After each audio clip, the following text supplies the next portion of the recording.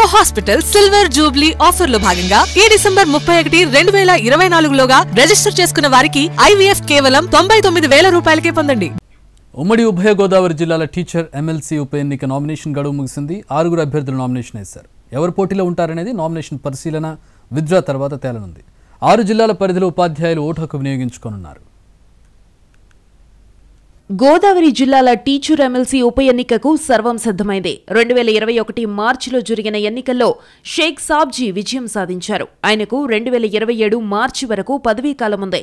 అయితే 2023 డిసెంబర్లో షేక్ సాబ్జీ మృతి చెందారు. ఆయన మరణంతో గోదావరి జిల్లాల టీచర్ ఎమ్మెల్సీ ఉప ఎన్నిక అనివార్యమైంది.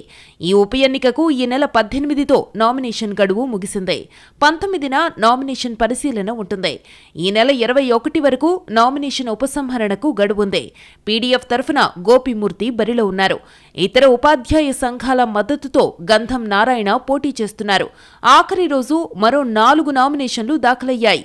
మొత్తం 6 నామినేషన్లు ఫైనల్ అయ్యాయి. పోటీ చేసే అభ్యర్థిని 10 మంది ఓటర్లు బలపరచాల్సి ఉంటుంది. డిసెంబర్ 5న ఎన్నిక జరుగుతుంది. 9న ఫలితాలు రానున్నాయి. మొత్తం 16,036 మంది టీచర్లు ఓటు హక్కును వినియోగించుకోబోతున్నారు. పీడీఎఫ్ తమ స్థానాన్ని నిలబెట్టుకోవడానికి పనిచేస్తోంది. మరోవైపు ప్రస్తుతం పోటీలో ఉన్న గంధం నారాయణ గత ఎన్నికల్లో గట్టి పోటీనిచ్చి 2వ స్థానంలో నిలిచారు. ఇక దాదాపు 2 సంవత్సరాల 3 నెలల పదవీకాలం ఈ ఎన్నికల్లో గెలిచిన వారికి ఉంటుంది. ఉపాధ్యాయ సంఘాల మద్దతు కూడబెట్టడానికి ఎవరి స్థాయిలో వారు ప్రయత్నాలు చేస్తున్నారు. పార్టీలతో సంబంధం లేని ఎన్నికలైనప్పటికీ పార్టీ సానుభూతి పరుల ఓట్లు కూడా కీలకం.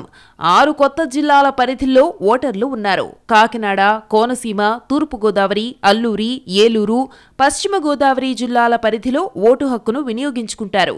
కాకినాడ కలెక్టర్ రిటర్నింగ్ ఆఫీసర్గా వ్యవహరిస్తున్నారు. మిగతా 5 జిల్లాల DROలు అసిస్టెంట్ రిటర్నింగ్ ఆఫీసర్లుగా ఉంటారు. ఎన్నికల ప్రక్రియ మొత్తం కాకినాడ కేంద్రంగా జరుగుతుంది. ఎమ్మెల్సీ ఎన్నికల పరిశీలకుడిగా IAS హర్షవర్ధన్ను ఎలక్షన్ కమిషన్ నియమించింది.